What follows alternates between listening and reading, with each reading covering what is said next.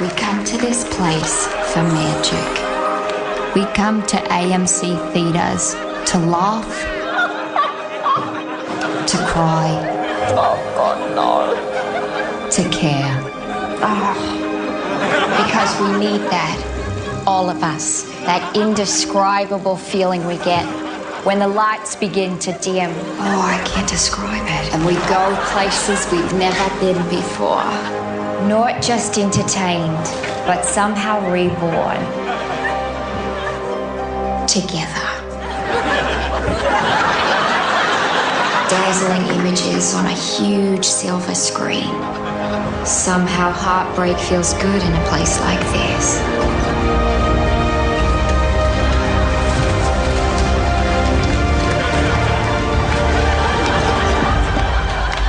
Heartbreak feels good in a place like this. Heartbreak feels good in a place like this. Heartbreak feels good in a place like this. Heartbreak feels good in a place like this. With sound that I can feel. Our heroes feel like the best part of us, and our stories feel perfect. And powerful. The hell? Because here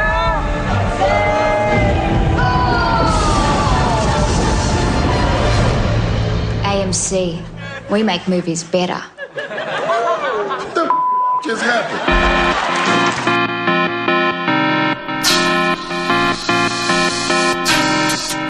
Hello and welcome to the Super 70 Podcast, episode 38.3, Tightwad Tuesday.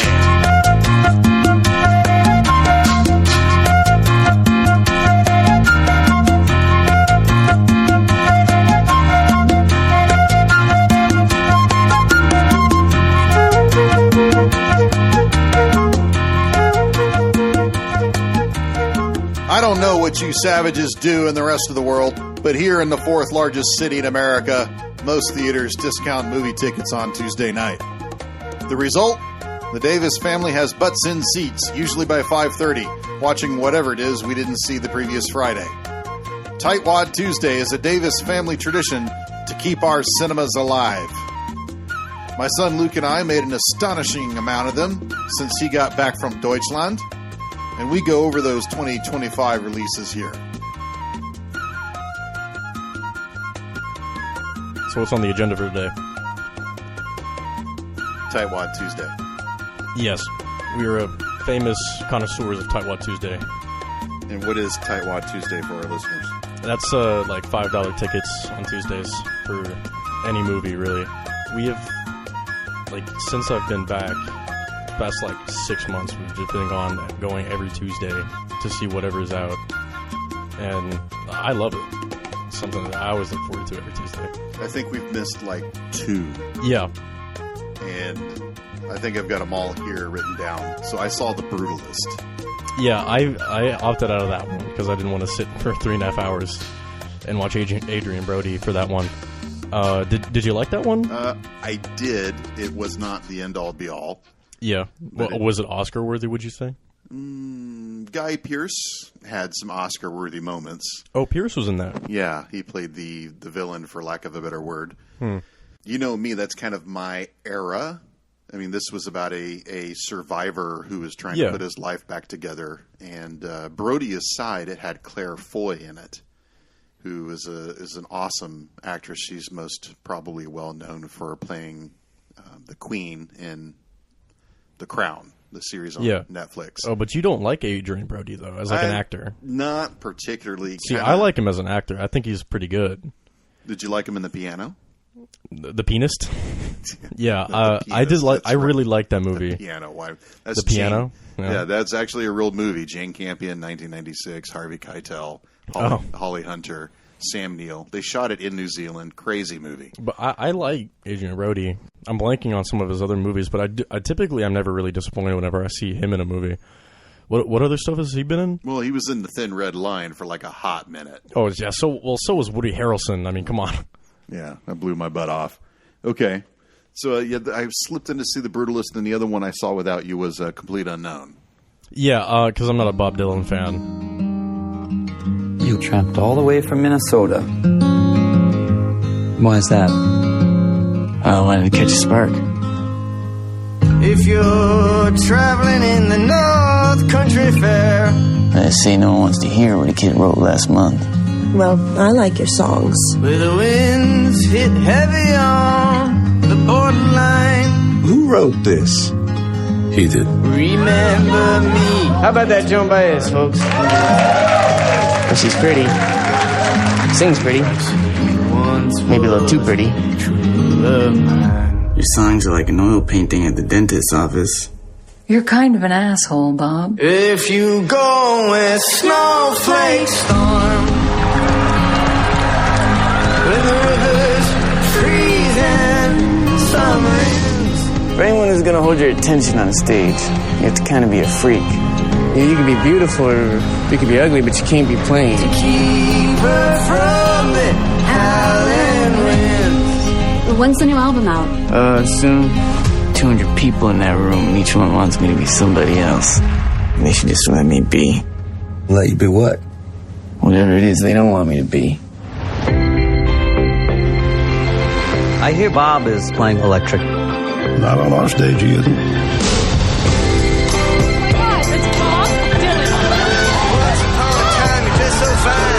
They just want me to sing and blowing in the wind for the rest of my goddamn life. Well, this is gonna piss some people off. You came here with nothing but a guitar. You never talk about your family, your past. People make up their past, Sylvie. They remember what they want. They forget the rest. I want to know which side he's on.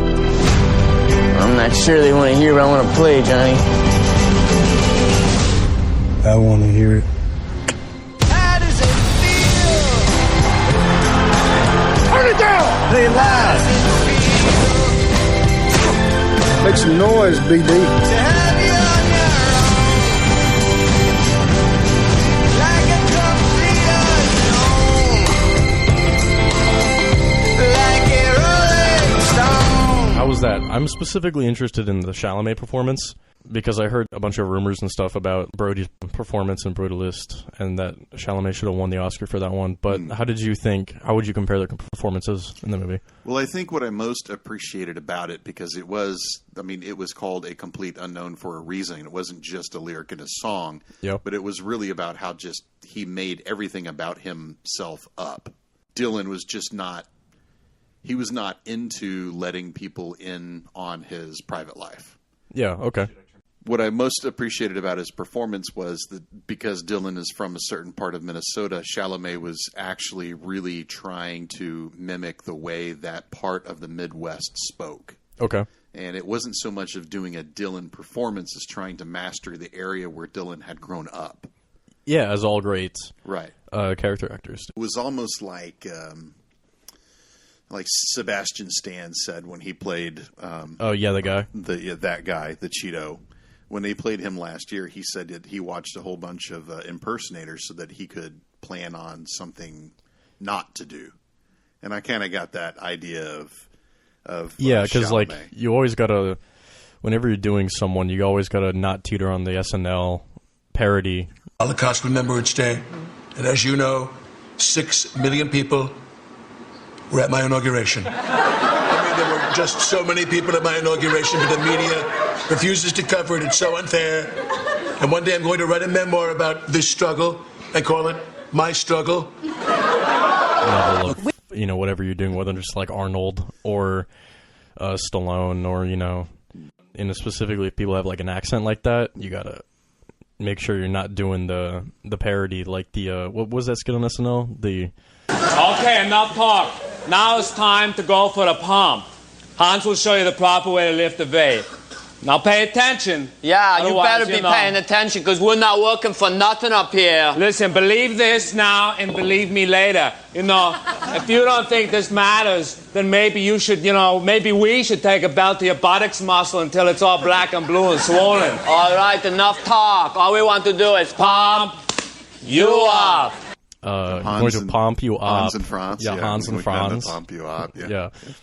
So, did you think he did a good job in terms of that? I think that he did because Dylan had an edge about him, and of course, this being kind of the early '60s, and he had that sort of Jack Kerouac type of strain in him, where he was that generation after the war that just just didn't want to do anything that was expected of him.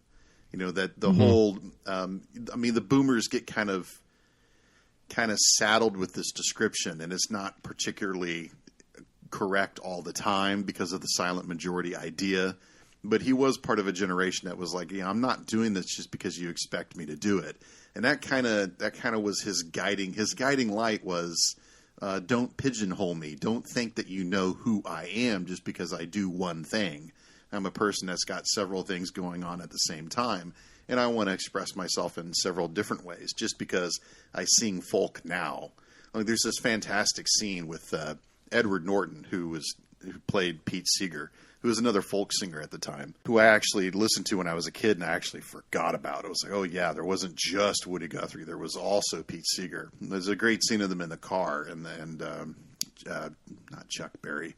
Little Richard comes on the radio. Yeah. And Chalamet's reaching for the radio. Like, hey, it's Little Richard. Let's listen to him. And Seeger's like, what, that trash? Like, I mean, come on, that's not real music. And immediately the look on Chalamet's face is like, whoa, little judgy. Like, would you say that about Bach, or would you say that about, you know, it doesn't matter. The Two Live Crew, would you say that about LL Cool J? You know, would you say that about Ye? I don't know. It's just kind of, you know, people, I mean, everybody's got their own opinions, right? Right. Okay. And so to just rule something out just automatically like that, it was, look, like, I'm not going to discount those people. They have huge fan bases, right? That's true. I don't listen to it, but just Jesus, I mean, 40 million other people do. Have you heard his new song? Who, Ye's? Yeah. Ever since I said Ye, you had a look on your face, and I don't think you realize the news. Like his new song, HH. Yes. Are you? I'm not fucking with you. You're fucking with me. No, I'm not. I swear to God, I'm not joking. He has a song called HH. Well, that's the abbreviated that everyone calls it. He titled it the full name. No. I'm not fucking with you. What's the name of the album? 88? No, it's Mein Kampf? Oh, probably some shit like that. God. It's not on anything. It's only on YouTube. Nigga, how Hitler?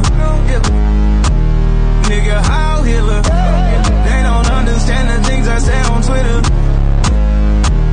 Nigga, how Hitler? They don't understand the things I say on Twitter. All my niggas Nazis, nigga, how Hitler? Nigga, how Hitler? Nigga, how Hitler? All my niggas Nazis, nigga, how Hitler? She wanna fuck in Japan. I put the crumb on the Benz. Nigga, how Hitler? She reaching down in my pants. She got the world in her hands. Nigga, how Hitler? Nigga, how Hitler? Nigga, how Hitler? All my niggas Nazis, nigga, how Hitler? Nigga, how Hitler? Nigga, how Hitler? All my niggas Nazis, nigga, how Hitler?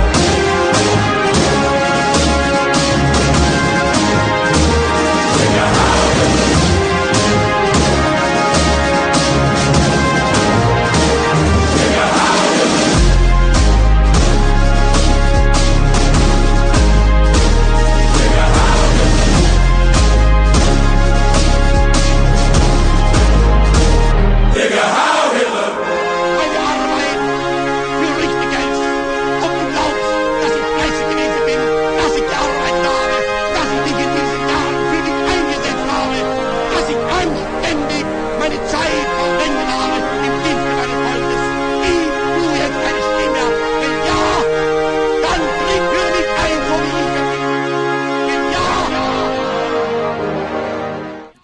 It's fucking crazy, I gotta say. I mean, that's why I made that face, because like you said, dropped his name. I was like, I don't think you understand like what he's put out recently. There is, unfortunately, there is a population that he's catering to that will buy that song. And the last election I had in Germany was probably 20% of the population. Or at least the voting bloc. He's an individual, all right. He's got styles, and that's not where I wanted this to go. Chalamet had an interesting performance, and if you ever get a chance, now you're not going to argue with James Mangold. I mean, he's a fantastic director. I don't think that he's made a movie that you haven't liked. I haven't seen Walk the Line. Oh, right. So yeah, I've only seen like 2 or maybe 3 Mangold movies though. So I don't. Have you seen Copland? Oh, I like I've seen Copland, Night and Day, Indy 5. I saw Logan, Night and Day. Night and Day gets a bad rap. I think it's a like silly little fun, and I like that. And I like Tom Cruise. I think it's overhated, to be honest. Yes, it's ridiculous, and yes, it's really silly, but I mean, I rock with it. It's got like one of the top 5 Tom Cruise dialogues ever with him and Cameron Diaz on the beach arguing over how she got in the bikini. I mean, that is hysterical. Okay. How long have I been out? 18 hours. Where am I? My place. We're off grid. No one's ever found me here. Shame you can't stay longer. What am I wearing? Huh? Bikini. From tropics. How did I get in the bikini?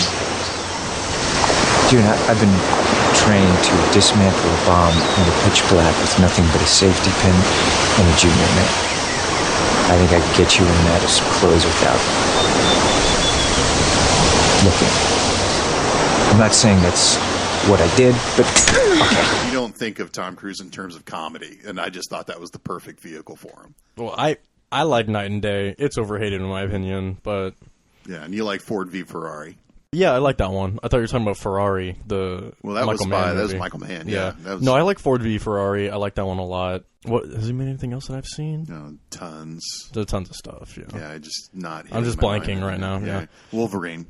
X-Men Origins Wolverine. He made that one. I believe so. This is where that one's so bad. Oh, come on. I mean, it's so bad it's good in my opinion. I mean, like it's a guilty pleasure movie. Like it makes zero sense, but I mean, the Wolverine's in it. I mean, come on, Hugh Jackman.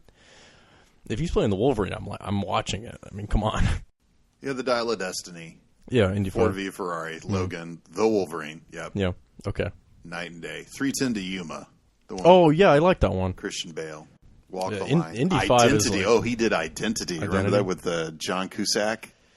I mean, Indy 5 is a whole different Kate podcast. Leopold, which was a bizarre rom-com. Girl Interrupted, which you got a lot of... Black for? No, he got a lot of plaudits for that. It's the one he did after Copland. It was Winona Ryder went into a mental institution. Oh, yeah. And she paired off with Angelina Jolie. And this is like 1999. This is like prime Angelina Jolie. Mm. And I think they were both nominated for lead and supporting. Those are the 2 movies that I didn't go to, that I did not I opted out of. Sorry, my Duolingo just went off. Okay. It wants me to Sprechen Sie Deutsch. Okay. So the first one we saw in January, the first Tightwad Tuesday in January that we went to, you remember it? The Flight Plan? Oh, close. You're very close. It was Nosferatu. Nosferatu? Yeah. Come to me.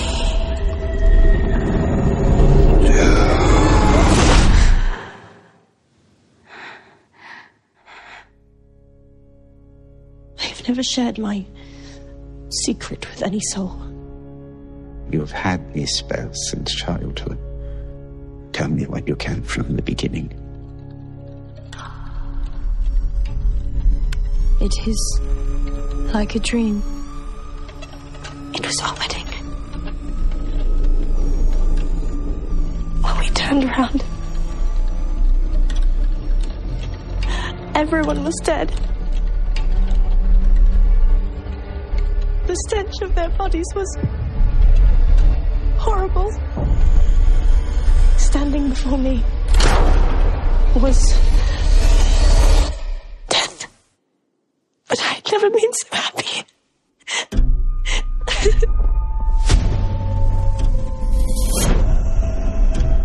This creature is a force more powerful than evil. Its desire is to consume all life on Earth. Only you can redeem us. He is coming.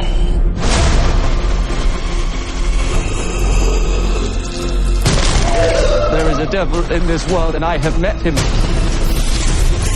but you could never please me as he could.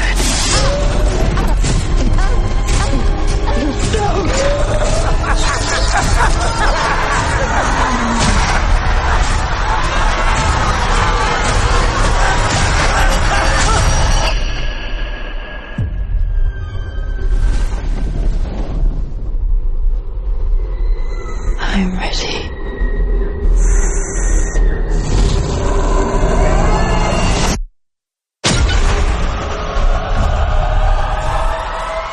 No, that movie was freaking crazy, man. I liked it a lot.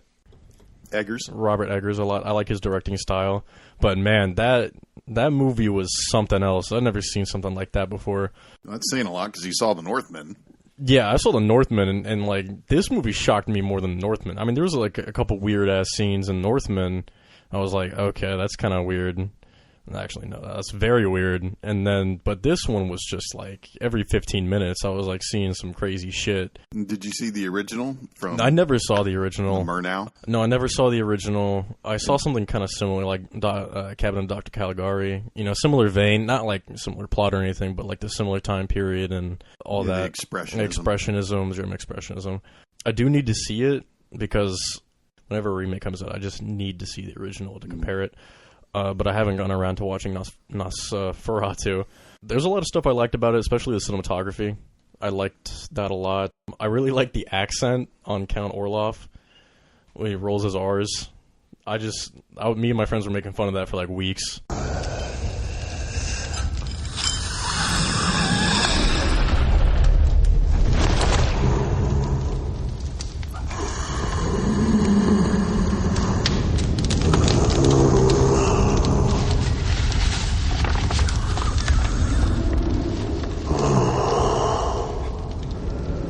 Yesternight was but the eve of their Svang Tulandre. Our common people say it is the darkest witching night, when devil's magic bids the wolf to speak with tongues of men. And every nightmare treads upon this earth, ascendant from the torturous grave.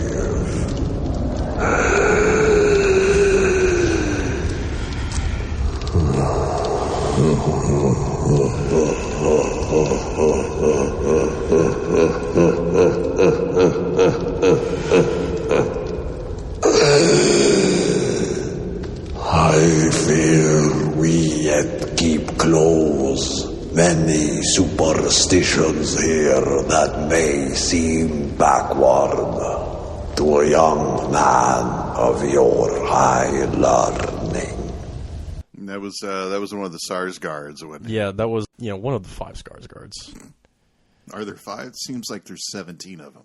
They just pop up. I was finally getting around to watching those Divergent movies, and Bill Skarsgård pops up in the 3rd one. I was like, oh my god. Wow. It was Bill Skarsgård. And he was also the clown, and he was Pennywise. Yes. Famously. Yeah. Count Orlok. And then Defoe. Defoe, yeah. Demand Defoe. Man. He always delivers. I never walk out of a Defoe movie not being satisfied in his performance. He's always the most crazy character in that. We gotta find a doctor who specializes in witchcraft. I was like, okay, that's Defoe, right? And he pops up. What did you think of Nosferatu? I thought it was good. I thought the performances that I was interested in aren't the ones that anyone else was interested in. Like I can't tell you how many times people were talking about Aaron Taylor Johnson on other podcasts, and I thought, Jesus, like they're all skipping over Emma Corrin, who was played his wife. Yeah. Who went into seizures at the end. No, that was Lily Rose Depp. No, that was Lily Rose Depp was the friend that everybody was helping. Emma Corrin was the wife of Aaron Taylor Johnson. Sure?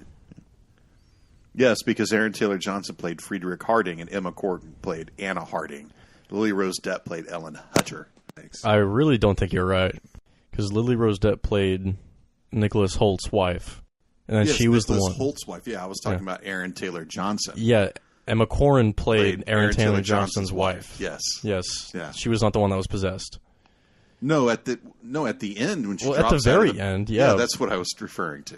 So you have a tendency when you talk to other people about it to say Nosferatu. Yeah, it's... What are the 3 most crazy moments in that film? Anytime Nosferatu's on the scene, I mean, when he first pops out the coffin and you see full balls and shaft, pretty shocked.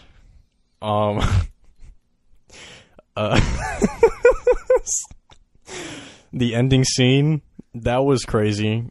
And then...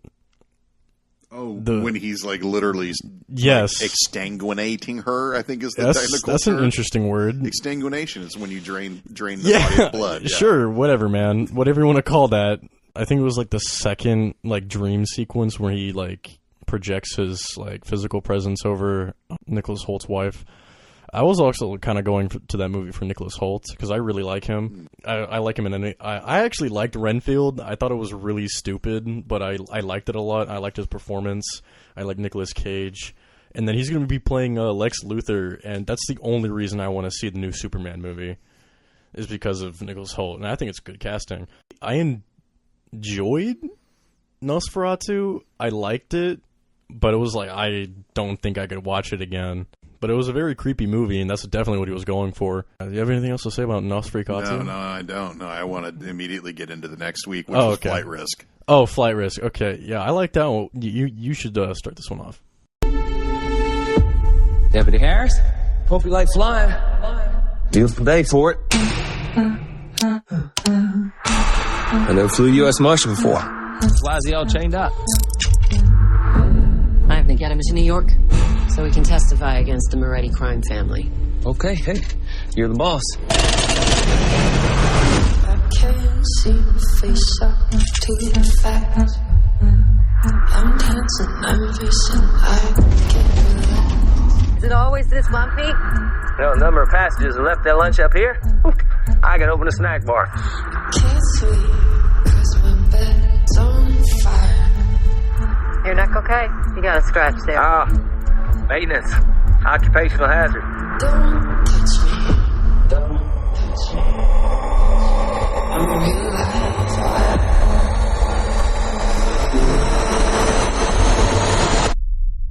Psycho killer. Qu'est-ce que c'est?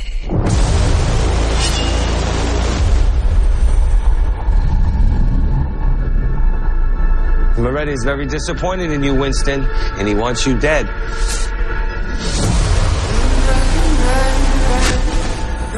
Don't shoot him, we need him! Mayday, mayday. We've been compromised. The pilot's a hitman. I want to tear you apart. The tiny little pieces, they're going to need the entire forensics team to identify you. Tell me how to fly this thing, or we will die out here. Clearly, you've mistaken me for somebody who actually gives them. You hear that? Looks military. You think he's there to help? He's there to shoot you down. Come on, damn it!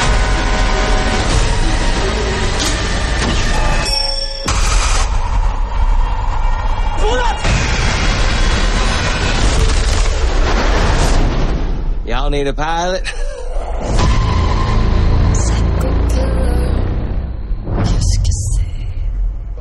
You know more about the stuff behind the scenes on that one. Well, I don't know how much I know about that. I know that Flight Risk, Mark Wahlberg, and I saw at the bottom of it, it said directed by Mel Gibson. And I thought, Jesus, like, why is that not at the top? And of course, we all know. Yeah, we all know why that's not at the top.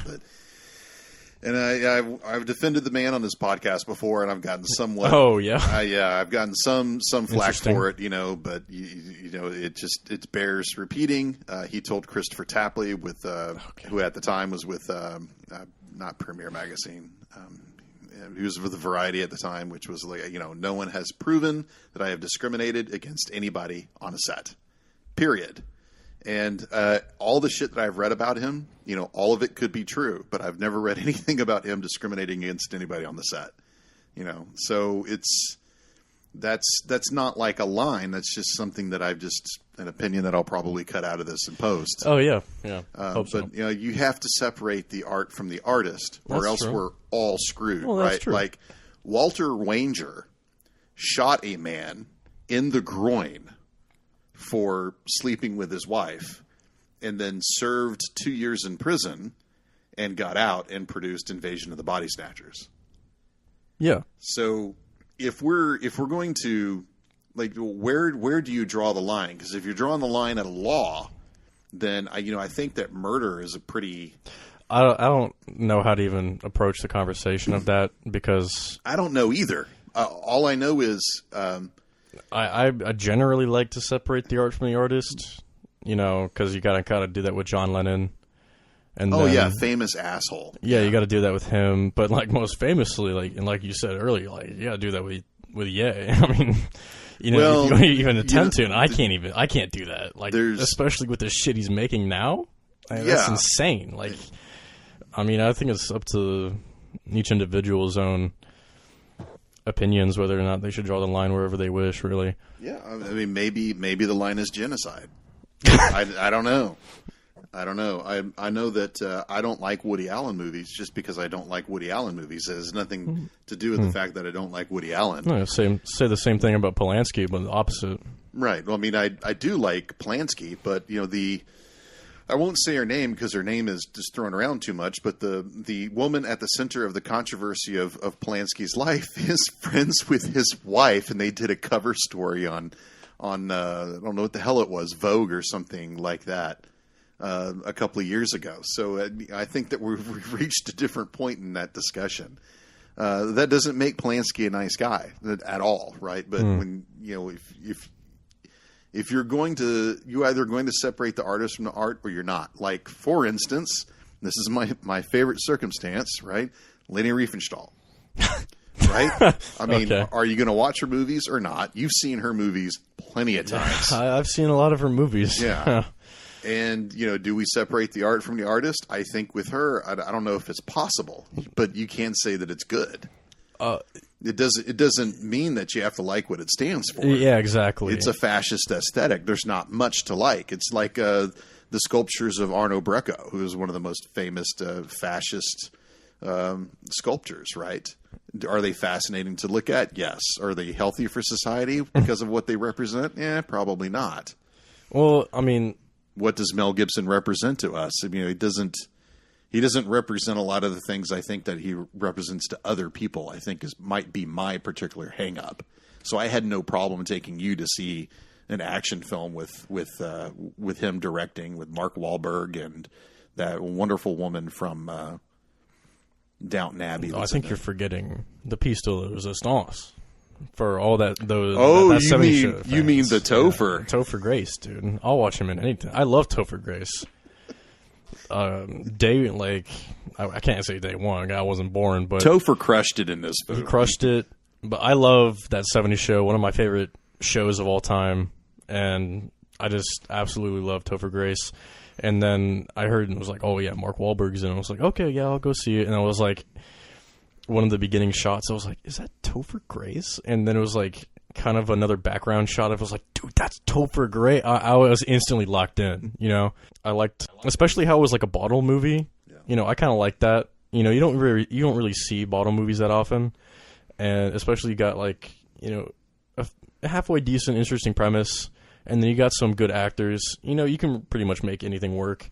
And I like this one a decent bit. Yeah, it made no money and it got no attention, and we probably know why. But I mean, it was very Hitchcockian. You know, it was 90 minutes. It had a timer. You knew where they were going. You knew that they had a certain amount of time to get there. And there was a the Hitchcockian element of the bomb in the suitcase. You know, something's going to happen. You don't know when. Yeah, and there was an element of control. Of certain people were in control at certain times that rotated. I like that. So I enjoyed Flight Plan for what it was. I mean, the mother of all beasts, because your mom and I just decided we're going to watch Den of Thieves because it was coming out. Oh my God! The yes. next week, and then yes, you and I went to Den of Thieves. Yes. When I grew up, I got a gun. I got a badge. I started a hunt. He got over on me. No one gets over on me. Stop. Freeze there. This is your suspect? No. Nose? No. There's a reason why you're all here. We're here to rob the World Diamond Center. Over 50 billion in diamonds moves through here each year. This will be our biggest job on the continent.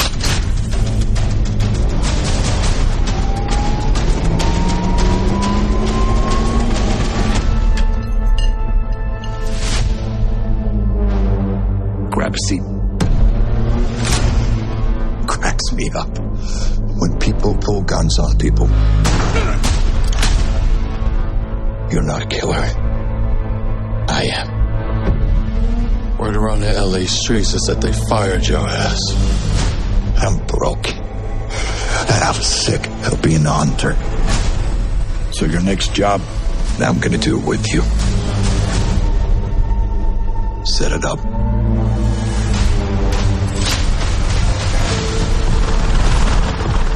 We have a problem. Marlboro Man. How'd you guys meet? Prison. Tinder, actually.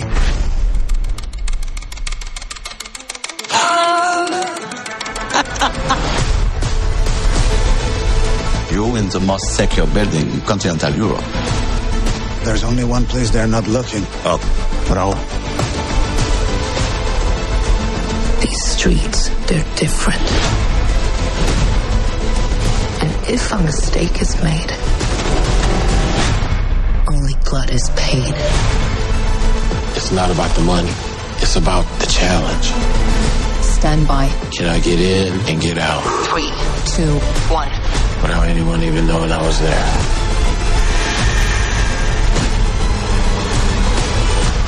You feeling it? Yeah, I'm feeling it. What's our 6? Mac. To drive? You sure? Call out brakes. Copy.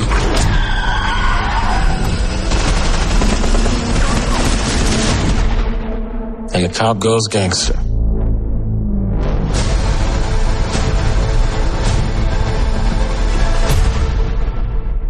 Dude. 2, Pantera. Den of Thieves 2, Pantera? Incredible masterpiece. movie. 10 out of 10. Incredible Loved it. movie. I saw it again, like about a month later.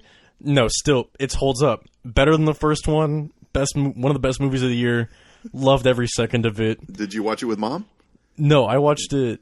No, we went to go see it. Yeah. We went to go see it. And then me and Greg watched the first one. And then, because I was like, dude, that's one of the best heist movies I've ever seen. We gotta watch Den of Thieves 2. And he's like, I haven't seen the first one. I was like, well, tough shit. I guess we know what we're doing tonight. So we watched Den of Thieves. And I think the next day we watched Den of Thieves 2.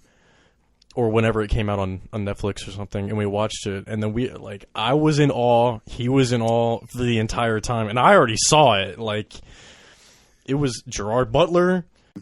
O'Shea Jackson. I think he's Ice-T's son. O'Shea Jackson. Yeah, okay. So, masterclass performance right there. Big Nick. Big Nick. Nick, you gotta quit smoking. I try every day. He goes to France. Big Nick goes to France. So it did have that. Do you remember the French Connection Part 2? Yeah, I remember Part 2. Yeah, it did have that element of Popeye going to Marseille, trying to catch the H connection in the fish market. It's just sort of a fish out of water type of situation. I would compare it to French Connection too, but I would say it's a fish out of water type thing. I liked every aspect of this movie. I liked the twists and turns. I liked the characters, pretty much all of them. I just thought it was like Heat, but better. I liked Heat. I liked Den of Thieves 2 more than Heat. The set piece for me that was most important to surpass was the crime scene in the first film. Are you talking about the donut scene? Yes. Oh, come on. That's the set piece? That is, for me, I mean, it's a funny scene. It's not the best in the movie. I was crying during this. I mean, it is funny. If you ever get a chance, the rewatchables. I've listened to it. They ripe on the donut for 30 minutes. You can eat that donut, Nick? No blood on it. So that, to me, that's what I was waiting for in Pantera. Oh, yeah. So the scene for me in Pantera, can you guess? It's like a dialogue scene. No, it's the nightclub when they all go out. Oh, to the yeah, nightclub. and he smokes E. Yeah, it's a reefer in E or whatever. Yeah. And he's just like out of his mind. Yeah. And then he says, "Fuck the police." Yeah, fuck the police. And Shay Jackson. Yeah, and he looks over at him. It's like, oh, word.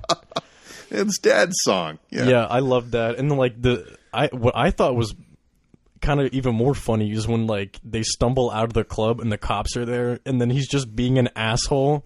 Like, he's just being an utter dickhead. And he goes to Shay Jackson. They get on scooters and they just ride around Nice, and then Nick is being even bigger, a bigger dick, and then he just like cuts him off, and they both fall off the scooter. I was dying when that happened, but I thought everything about it was fantastic. I loved it. The heist scene was insane. Topped the first one. That car chase. Chase at the end, holding my breath. Type of car chase with the ARs going off in the tunnel. It was crazy. Yeah. And insane action. We were in an empty theater. Oh yeah. So those tragically an empty theater. Den of Thieves 2 was top 3 movies of the year for me personally. I thought it was fantastic. It held up on the rewatch. Anything else you want to say about the best thing ever? Spoilers. Just cut forward about a couple of minutes, but. What did you think about the Switch ending? I wasn't. I kept going back and forth about it. I was like, is he or isn't he gonna do this or that? And I like the ending because it goes back to you can't change the stripes and the tigers on a tiger. You know what I mean? So he's a cop. He's a cop, and he gives his whole story to Jackson. God damn it, Shayo. Yeah, Shay Jackson. Shay Jackson. He gives us a whole story about his dad, and then Jackson gives a story about himself growing up. And, like, you know, you can tell it's like this conversation has a very pivotal moment in the direction of the story in the movie. And then, but it was up to interpretation up until that point of where that was going to go. It's like you can't change the stripes on a tiger. Well, what I also really liked about it was there was something about it that was kind of Thomas Crown affairish. Oh yeah, there's definitely an element of that. Which is the hunter is befriending his prey type of situation. Yes, which did not happen in the first film. Not at all. No, it was straight a cop movie. It was a cops and robbers movie. Right, and the whole opening scene in the first movie, which ended with, I guess we're cop killers now. Yes. And so, I mean, you're not making friends with that person. But there was a sort of recognition of, hey, man, you know, you're not killing anybody. You're just stealing some diamonds. Yeah, that's it. Right. That's all that's going on. So there was a certain level of mix going on and a certain amount of respect of, hey, you know, I'm just doing my job. You're just doing what you think that you've got to do. But because it's my job to bring you down, I just got to bring you down. You know, but there is that speech of at the end of the remake of the Thomas Crown Affair where Dennis Leary, the cop, is like,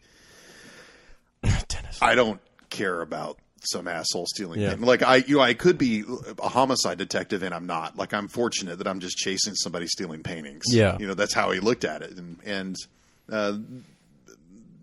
Big Nix does not look at his job exactly like that. Oh no. You know, he's a total hunter. He wants to catch the bad guy.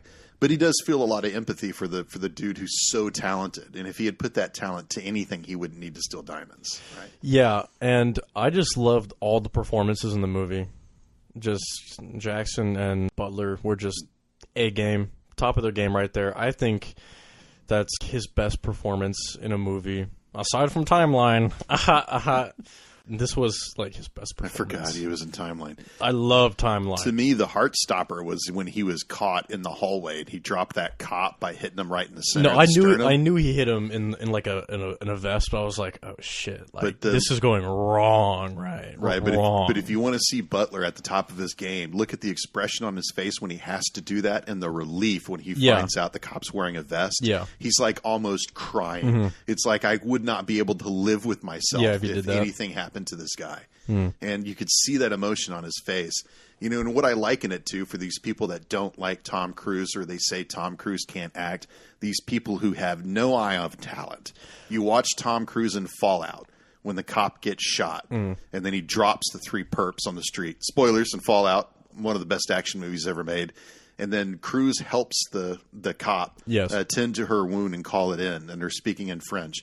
The look on Cruise's face is like total relief that she's still alive.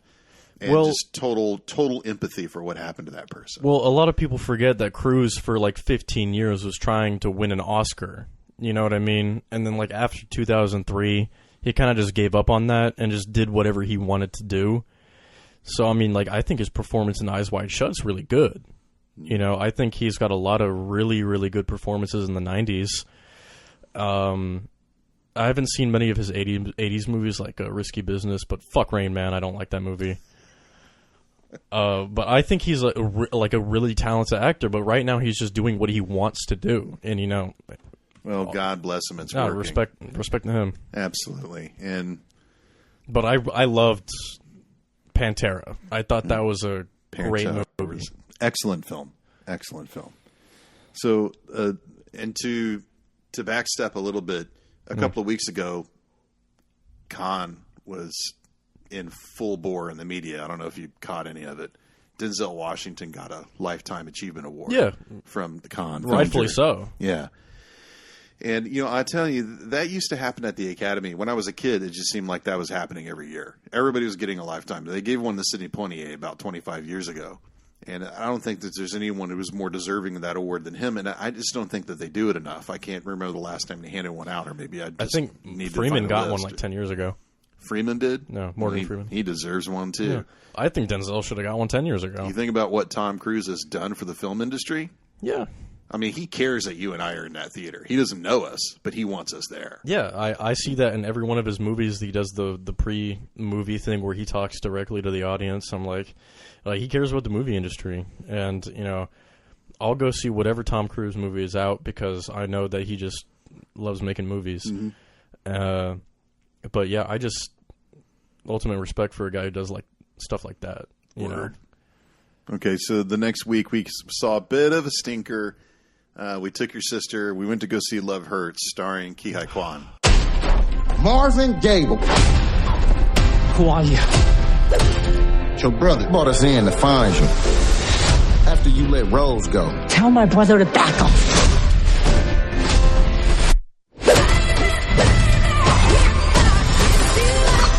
This little spider monkey ninja got hopped. Hey, what the? Rose? Hey, Marv. Why did you come back? If we're gonna stop your brother, I'm gonna need to hold you. I'm so sorry. Find my brother and Rose now! Now let's finish this together. You want the old me? You got him. It's about damn time. Sorry, brother. Love hurts. Which was a bit of a disappointment, even though it had some good action scenes. Yeah, that was so sad. Sean Astin in a fucking cowboy hat. I love Ki-Hai Kwan. I thought Key Forever. Absolutely deserved the Oscar. I loved him in Temple of Doom. I loved him in Everything Everywhere All at Once. I thought he was like the best part of that movie, and Michelle Yeoh was in that movie. Yeah, so there were pretty high bars. So those high bars, but then I only saw this movie because Ki-Hai Kwan was going to be in it, and it dropped the ball. It had some screenplay issues. The only thing it had that was the big problem was the screenplay, and I did not like it. Yeah, tragically, because the real estate agent, the small town. It was just. I just want more movies with Ki-Hai Kwan in them because he can act. Clearly, everyone knows he can act. I knew he could act, but kid's been acting since he was 4. I mean, come on, Goonies, Temple of Doom, stuff after that. I mean, come on, Encino Man. I haven't seen that. Don't. Okay. So the next week we went to go see Black Bag with your mom. And a lot of people's reaction was that was not the spy film I thought I was going to see. Where are you off to? Black bag. Right. You asked how it works. To be with someone in this business, this is how. You each know what you know, and you know what you'll do, and you never discuss certain things again. I watch her, I assume she watches me. I would do anything for you. Would you? Yes. If a situation presents itself, would you choose your marriage over everything else? My devotion to my marriage is my professional weakness. Love you. You got a breach. What did you do? One of our people stole something. Something extremely valuable. You cannot imagine the damage. Find the leak. How long do you think you'll need? Give me 2 weeks. Thousands of innocent people will die. Okay, 1 week. Who's the suspect? Your wife. I can feel when you're watching me. Sorry. I like it. When you can lie about everything, when you can deny everything, how do you tell the truth about anything? I need a satellite redirect, but this has to be unofficial. You are one naughty husband, George. You think this isn't normal? The way you're doing this, just so you know. What's on the menu? Fun and games. Is it true? No one can lie to you? I don't like liars. If it is Catherine, do you really think you can do it? I don't know. Maybe this is all your greatest game, George. It's a very dangerous line of work. I'll say.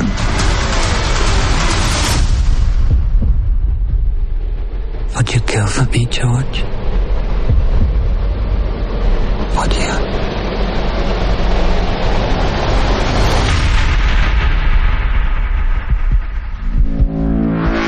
Definitely was not. You know, whenever I see Pierce Brosnan or Michael Fassbender, espionage, top thriller, 2 Irishmen today. I mean, I'm instantly thinking, all right, I'm in.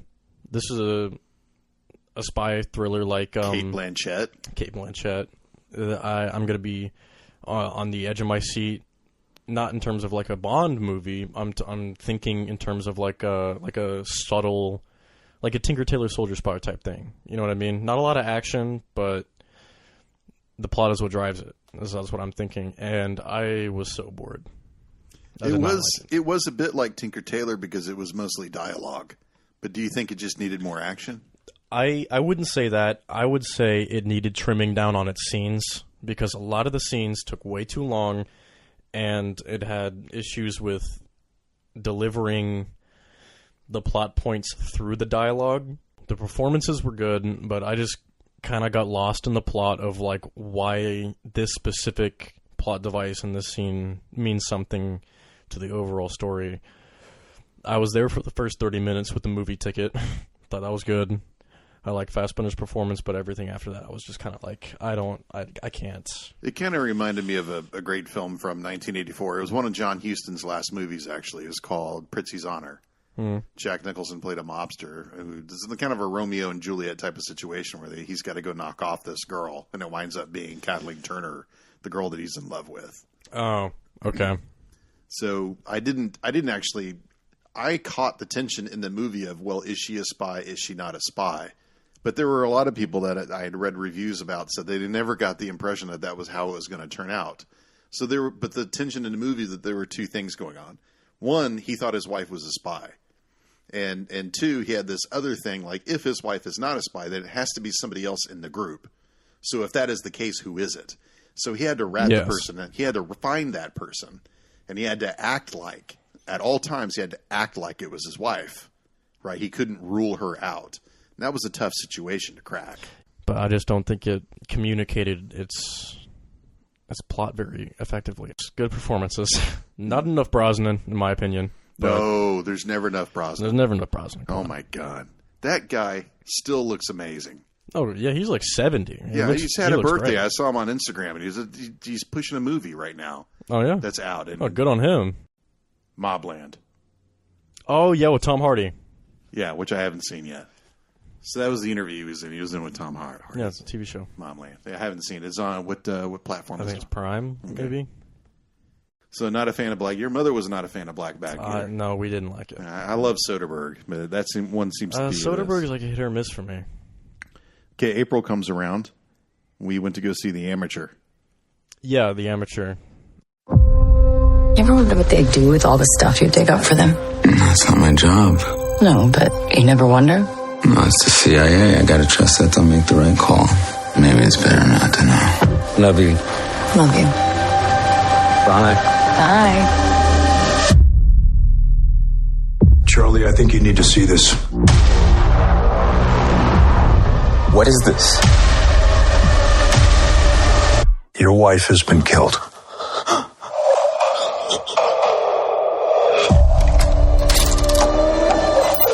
What you do is very important to what we do. Let us handle this. I want mission-specific training, cash, and a new identity. Have you lost your mind? I want to find and kill the people who murdered my wife. I don't think you could beat a 90-year-old nun in an arm wrestling match. I want to face my wife's killers, look them in the eyes, and balance the scales. Take it. Take it! Point it at my chest! Do it now! Put your finger on the trigger. You can't do what I do no matter how much I train you. You're just not a killer, Charlie. You're just a nerdy fella that works on computers. But what you doing? Just gonna kill you. Do you ever account for the things I'm good at? You held a gun to my wife's head. This is a remote that controls a device that's been decompressing the glass beneath you. You have the wrong person. No, I have exactly the right person.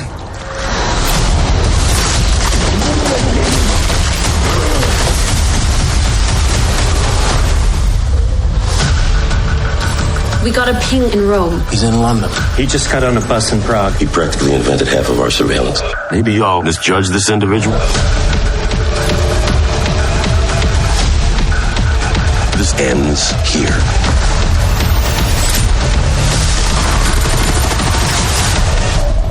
You recognize her? If you jump really fast, you might survive the blast. Wait!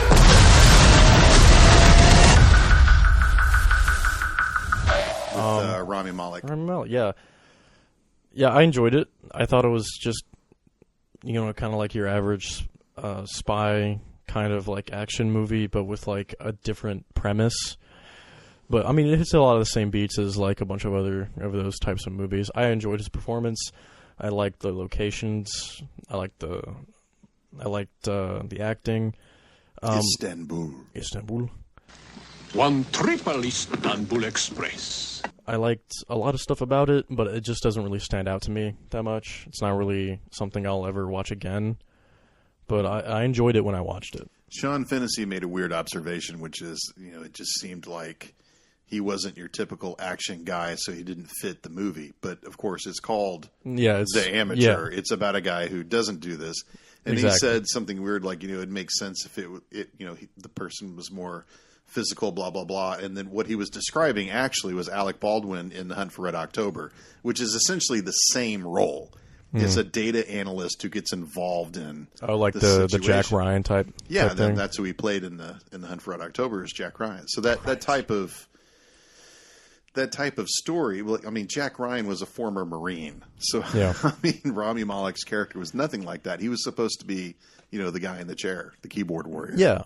So I thought it was all right. It was shot well. I liked the ending. And who was the guy it was John Bernthal who was on his tail most of the time? No, it was Lawrence Fishburne. Lawrence Fishburne? No, and Lawrence Fishburne was his trainer. I thought it was Bernthal was the guy, the assassin who was sent after him. No, I mean, Bernthal was in it, but the guy who was chasing him most of the movie was Fishburne. Yeah, the guy who trained him, but yeah. The dude they sent to kill him, the amateur, that was John Bernthal. And Fishburne. Fishburne went to get him. Okay, so there were two people there after him. Well, technically 3. Yes. Jane, you ignorant slut. The audience is just going to have to watch the movie in order to find out who is right. The Amateur, now not on Blu-ray, on streaming only. Sinners. Oh, yeah, that's the other one up there with Den of Thieves 2. Top 3 movies of the year. Sinners, masterpiece, loved every second of it. Michael B. Jordan, come on, give him an Oscar already. We've been gone a long time. We back now. You twins? Nah, we cousins. There are legends of people with the gift of making music so true. It can conjure spirits from the past and the future. This gift can bring fame and fortune. Will somebody take me in your eyes? But it also can pierce the veil between life and death. Listen here, this ain't no house party. Shit. Y'all ready to drink? Y'all ready to sweat till y'all stink? You want some? You keep dancing with the devil. Careful, boy. You gonna bite off more than you can chew. One day he's gonna follow you home. We got us a problem now. What the hell going on? Oh, we heard tale of a party. This world already left you for dead. I can save you from your fate. You don't need no saving. Yes, you do. And you are? I am. Your way out. Don't cry. It's all better now. Yes, I lied to you. I don't believe in magic. Ghosts, demons. Just power. Somebody please take me.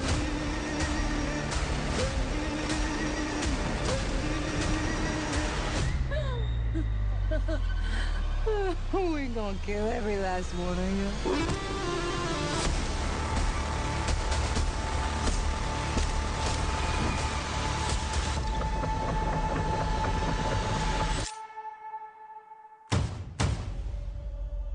Hey, I ain't mean to scare you. Thought y'all done forgot about me in here.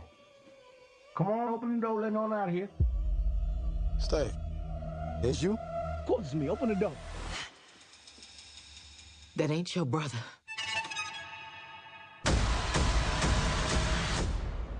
Lie to you.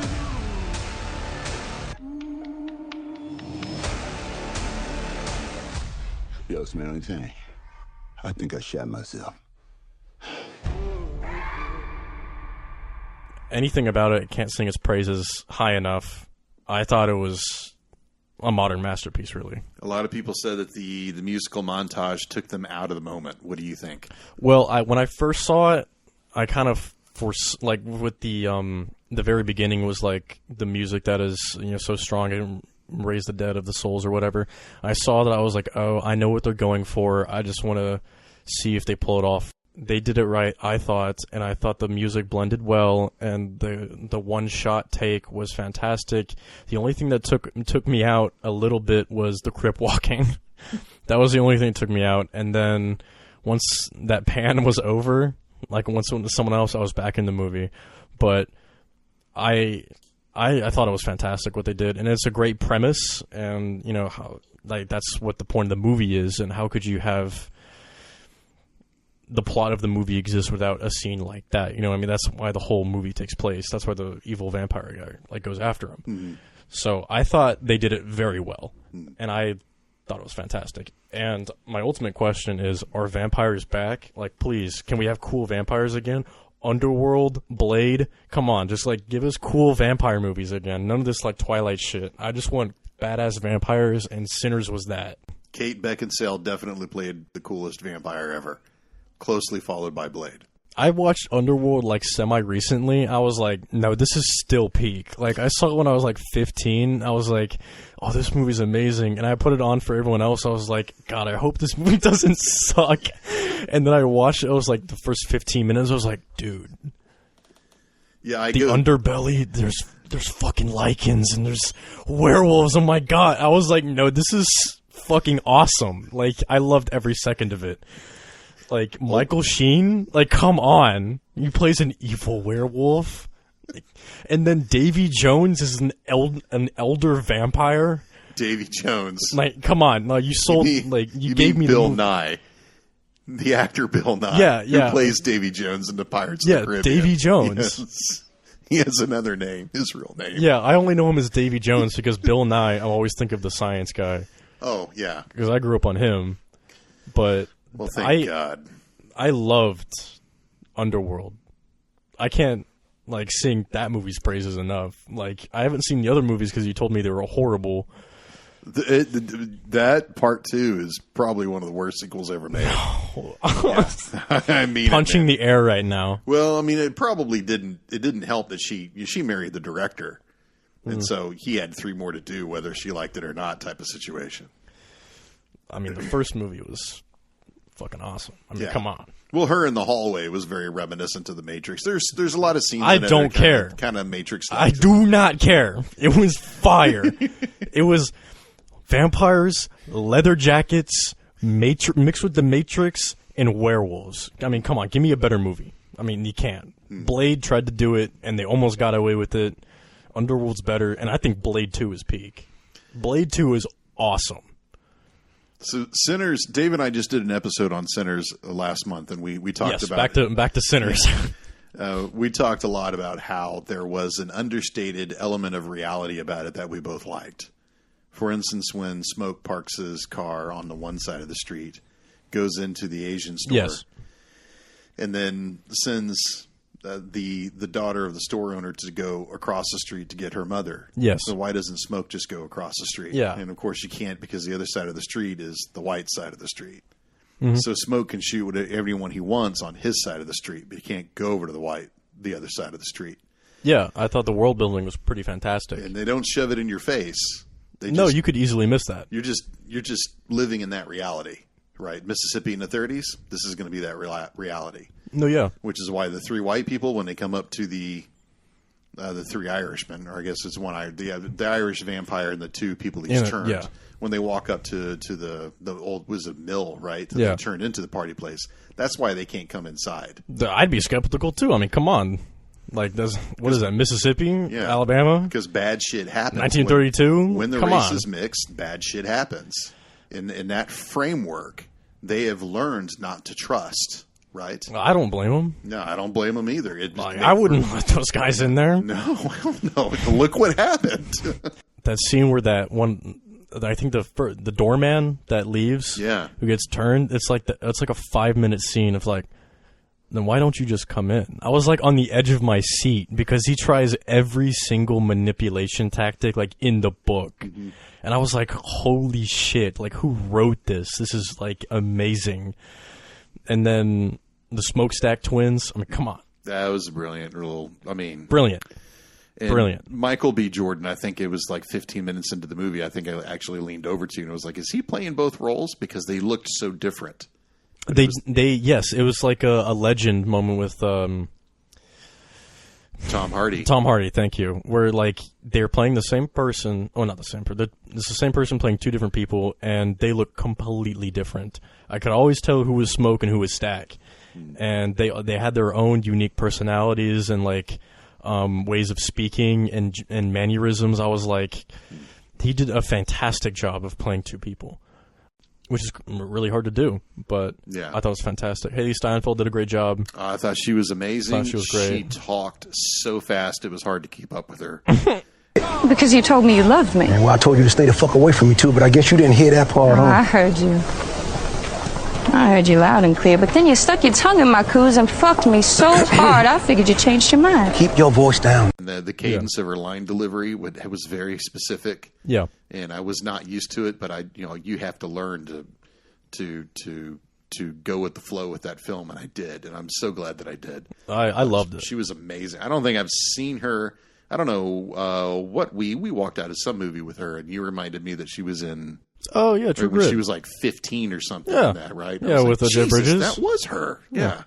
Edge of 17. She was in Edge of Bumblebee. 17. I haven't seen that either. That's a good one. With Woody Harrelson. She was in Bumblebee. What's Edge of 17 about? Like a 17-year-old girl is like going through some shit, and then her teacher is Woody Harrelson. He's like a dickhead, and it's like hilarity ensues, kind of. Coming of age story? Yeah, there you go. That's a better word for it. Comedy? Yeah, it's a comedy, dark comedy, kind of, I think. Been a while since I've seen it, but I liked it. She was great in it. The Accountant 2. This Friday. Are you ready? Yeah. The Accountant 2 is undeniably awesome. It's been quite the fall. The fall didn't kill him. It was the abrupt stop. It's a joke. Ben Affleck and Jon Bernthal have electric chemistry. Hey! That's my big brother up there! It's better than the original. I think so too. In every way.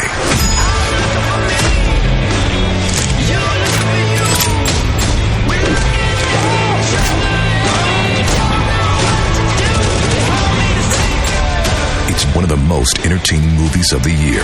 I need green lights from here to Victory Boulevard. Damn. Anything else?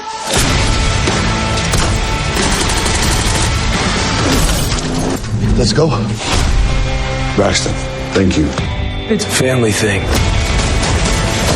Is there anything in this world better than punching somebody in the face who's got it coming? The Accountant 2, rated R, only in theaters Friday. Yeah, another disappointing one. I didn't like it. No accounting.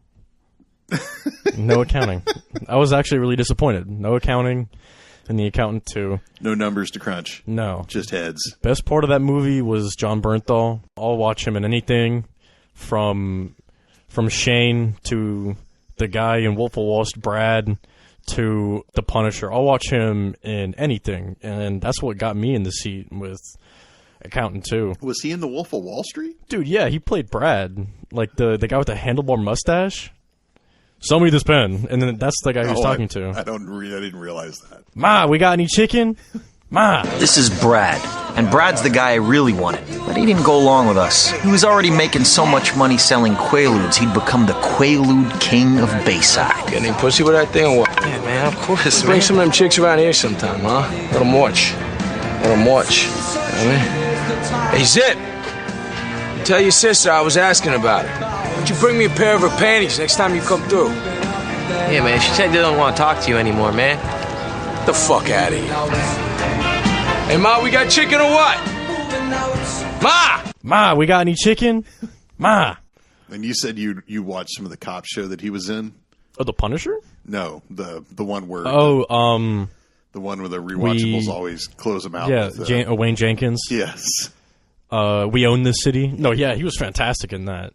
I lost him in that role. Holy shit. Baltimore. Yeah. Give me an ambulance. Give me an ambulance. Man, shit, you right, man. I don't know what you're doing over here. 15 to 20. I mean, I'll shut your ass up. I also remember him in The Tank and Fury. Yes. He just pops up and stuff, and I'm always glad to see Bernthal. Yeah, he was the loader. I saw one of the, behind-the-scenes little featurettes. They were asking Bernthal how it was going. He was like, I'm in a tank in a Brad Pitt movie. Like, my life is just like this. Is like if I died right now, my life, I'd be fine. And look what he's done since then. Just incredible work. Oh, yeah. He delivers on his part in any movie. It's just sad that The Accountant 2 didn't have the script, and it didn't have much of anything besides Bernthal. He was the best part of that movie. No accounting. Can't say that enough. No numbers to crunch. Of course, our special moment in the movie was about 30 minutes in, right when Bernthal is introduced, when they have like a 2-second clip. Is it the Janovitzbrücke? Is the one that goes across the spray? Right? No. I mean, it does go across the spray. It's Warschau Strasse. Yes. Yeah, the Run Lola Run Bridge. Yes. Yeah, that's the one. So it just, Berlin at dusk, and you see the TV tower in the background. I was like, oh, wow, Berlin. Yeah, it's 3 blocks away from my apartment. Yeah, that was pretty cool. He just delivers. I can't say that enough. I'll watch him in anything, but the movie was not that great. That one freeze frame of him like jumping over that guy in the bar, I thought that was funny as hell. Oh, I forgot about the bar room. Yeah, that was funny. Next up. Well, we started May with Thunderbolts. Oh, peak. Belena means a hero. There is no higher calling. Your sister understood something about that. I should have come back for you. No. That's just a fairy tale.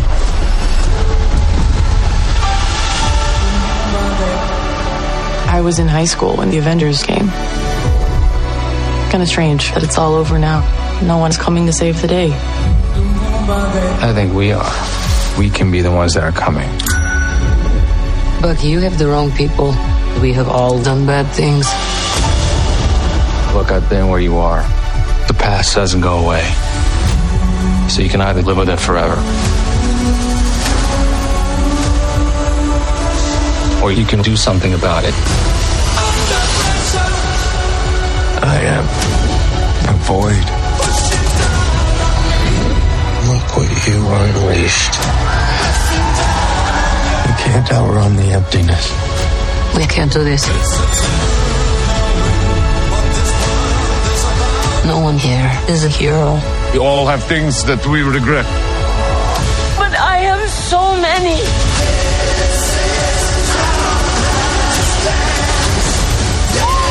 Lena, when I look at you, I don't see your mistakes. That's why we need each other. We can't stop him alone. No one can. But we can find a way. Together. Marvel Studios Thunderbolts. Yeah. Thunder Peak. Peak Marvel. Really? I thought it was one of the best Marvel movies past 6 years. Oh wow! Well, I mean, everybody's saying that, but for you to say peak, like, what do you peak in Thunderbolts with? I mean, is Endgame, Infinity War, and Endgame, like that was kind of like Doctor Strange. I mean, well, it depends on what you say is peak. Like, you can say something's peak, but like it doesn't really mean like the absolute peak. You know what I mean? It's on the peak with a lot of other stuff. Yeah, it's like really up there. It's kind of like what the terminology kind of means now, I guess. But I thought it was fantastic, and it did something new. The characters were fantastic, and I just loved every bit of it, and it was not your typical Marvel movie. The themes in it was just nothing like... Because they tried to do something similar in like Black Widow, with like some of but they just didn't deliver at all. And then this one, you know, it was just... The themes in it about like the mental health stuff, I was just like, that's... fantastic, and Marvel's never done anything like that. Maybe since like Iron Man 3 when Tony has the panic attacks, but even then it's like one scene because of like him putting the nuke in the wormhole or whatever. But and Bill Pullman was not Bill Pullman. Jesus Christ, Bill Pullman's son is in it. Yeah, he was fantastic as Bob. I loved him. That was wonderful. I was like, oh my, like Bob? Yeah. Yes, give me more of him, please. I loved every second he was on screen. He was just like a silly little guy, and I rocked with that. What do you think about the complaints that he's just now the new Hulk? He's one or the other, and he's got to keep it at bay. And there's people that says unoriginal, blah, blah, blah. I didn't really see it like that. I didn't particularly see it like a Hulk thing. I thought it was very different. That's actually a good criticism. And there's already a Superman, so why are we creating... But, you know, why have Black Adam? You already got Superman, why have Black Adam? You know, like the Superman syndrome of, like, you gotta have this all-powerful guy. I can't logically defend this one, actually. I just really liked Bob in his performance. Well, I thought it was executed well. But in terms of that criticism, I can see why people would say that, because it does make a lot of sense. Well, to me, they're just looking for something to criticize. Yeah, because I went to the bathroom right after the movie, and these two guys were like, I thought his suit looked stupid. I was like, dude, like, you just not even one thing you liked first, just the suit. I thought the suit was all right. I enjoyed it. And unlike most people, I'm actually like, I really did like Black Widow, except for the Red Guardian. I thought he was stupid, but in this film, I actually accepted the Red Guardian a lot more. I thought he fit in. I thought every member of the team was great. I liked Walker in this. Like, he's such a dickhead. I liked him. I liked Red Guardian. But you're a Wyatt Russell fan anyway. I like Wyatt Russell. Yeah, and Overlord, he's amazing in Overlord. Florence Pugh did fantastic. Best performance as Yelena yet. Yeah. I didn't even like her in Black Widow. Did you like her in the Hawkeye series? Oh, yeah, I liked her more in Hawkeye, because I was like, oh, okay. Yelena's back. That's fine, I guess. And That's then her bouncing off of Haley Steinfeld. Haley Steinfeld. I was like, okay, this is actually enjoyable because I actually did kind of like Hawkeye. And then in this movie, I was like blown away. I thought it was, without a doubt, I thought it was fantastic. I liked everyone in it. I like how Yelena just kind of moves around like she's always just ate a full meal. Like, I don't know if that's what Florence Pugh is trying to do, but it is, she's just sort of always just sort of moving around like, yeah, I'm really old and really tired, even though she's probably, like 30? She just moves like she's, like, my age. It just seems like that's part of I her didn't see character. that at all. I thought it was just kind of like I don't really care right now. I'm just Yeah. going to move. Yeah, I mean, that was the point of the movie. Yeah, I care whether I get off the couch or not, for sure. It just takes a lot of But I couldn't sing its praises enough, really. I thought it was fantastic and one of the best Marvel movies since Infinity War. And that's keeping in mind that Deadpool and Wolverine, No Way Home, and strong contenders, and Guardians 3. Strong contenders. Like, I'm not forgetting those. Like, I think it competes with them, if not supersedes them, because I like Deadpool and Wolverine a lot. The next week, 7 days later, you, me, your mom, your sister, and my uncle. Oh, dude. And we all went to see Mission Impossible, Final Reckoning. Yo, talk about a cinematic experience right there. That was a hold your breath, what the fuck am I watching type of movie. And not like just about the plot, but just about the shit that Tom Cruise does. Like, I was on the edge of my seat, like, during the finale of that movie. There is no way in hell this is ever insurable. Like, he must have signed a deal with whoever the Scientology gods are. L. Ron Hubbard's ghost came out and, like, touched his soul to make sure he doesn't die from the shit he does in this movie. Jumping from a plane to another plane? Like, are you kidding me? Holding onto a seatbelt while it does barrel rolls? Jaw on the floor. I had to pick it up after the credits rolled. Now, I know that all of this is planned. All of this is with trained pilots. Tom Cruise is a trained pilot. Oh, yeah, very well trained pilot. You could make an argument that he's got probably more flight time in than a lot of these other guys. If you were a trained pilot, would you hang off the edge of a single engine plane? I would not. At 60 years old. I do have to say that in the early days of flight, particularly in the 20s and the early 30s. And the Marx Brothers.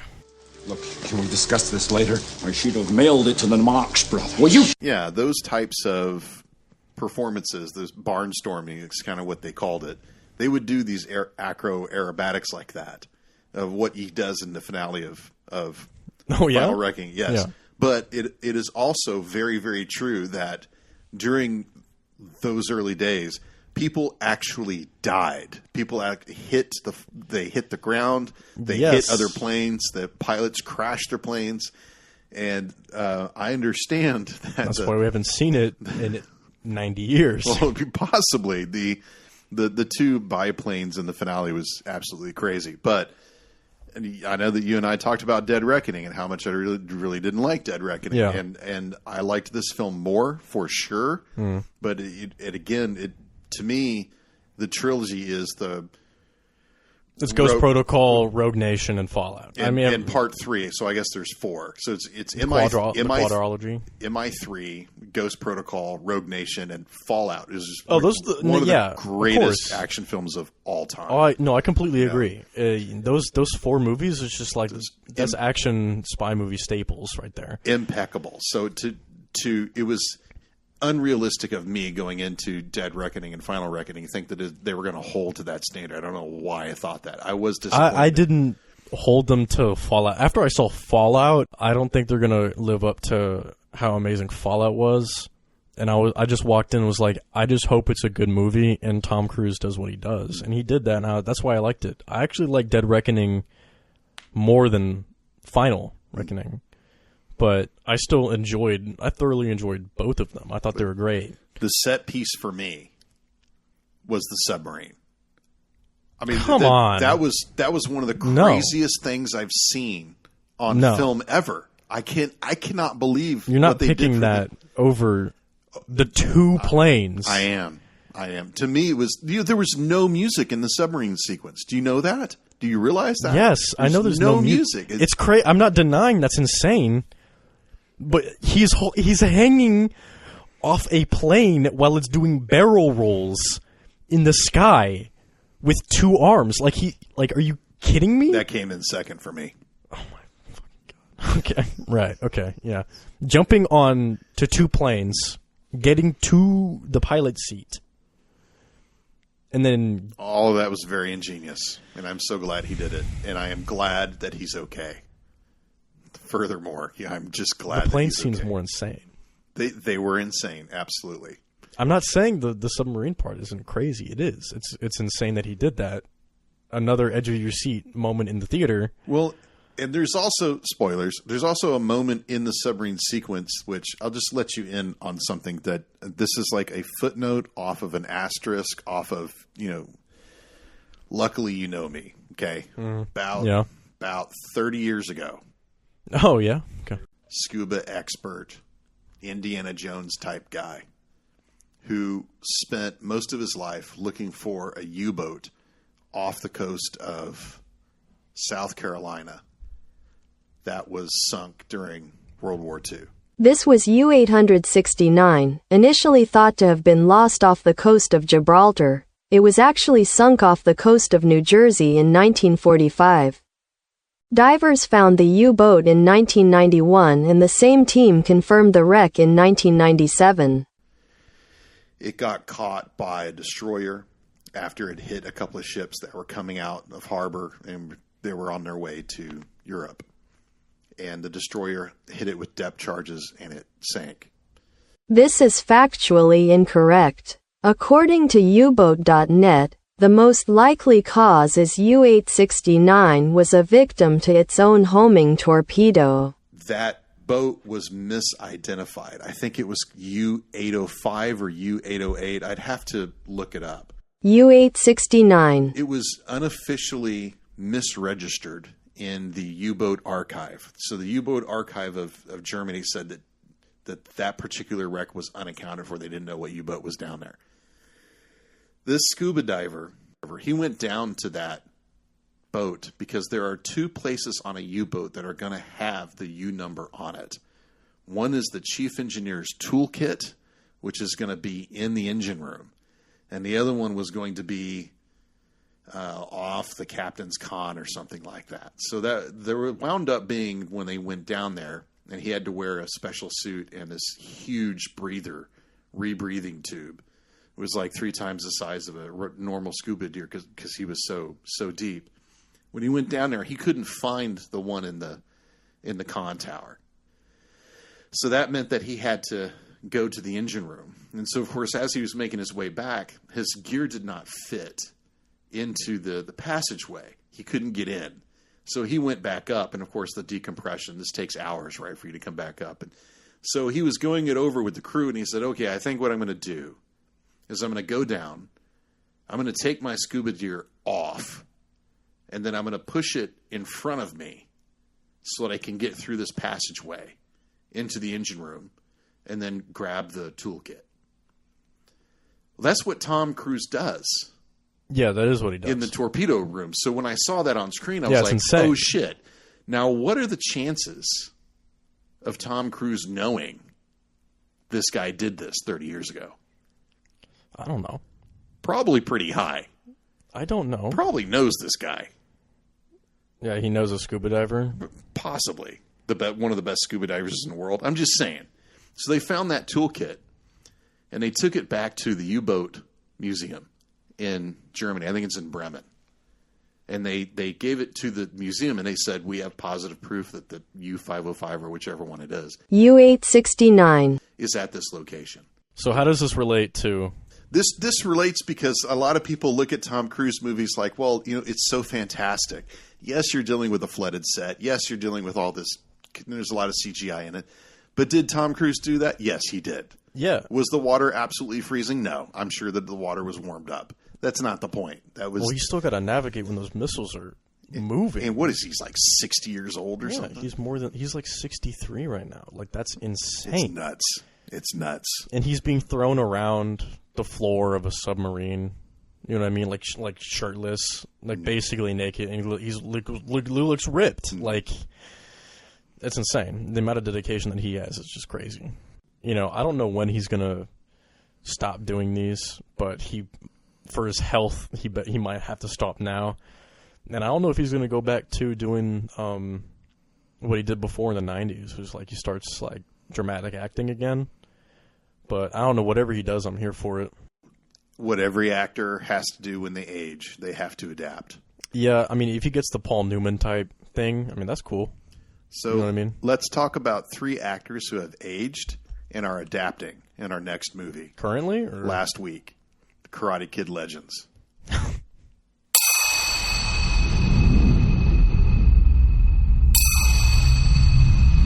Our traditions are rooted in history. Kung Fu, karate. The tree grows strong.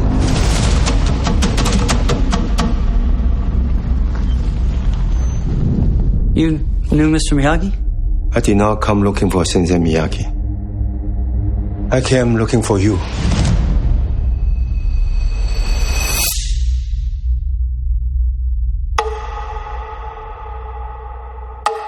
In life, you have only one question.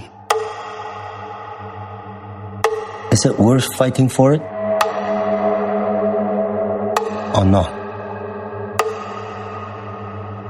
Lee means to me what you meant to Sensei Miyagi.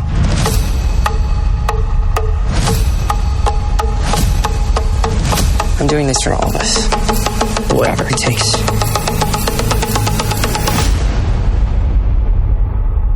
Two branches.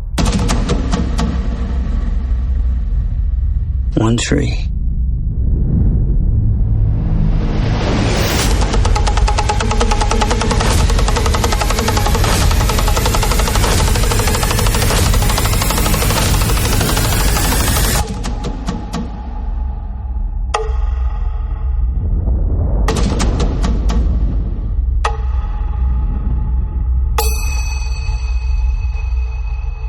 Okay, Karate Kid Legends. Yeah. I liked it.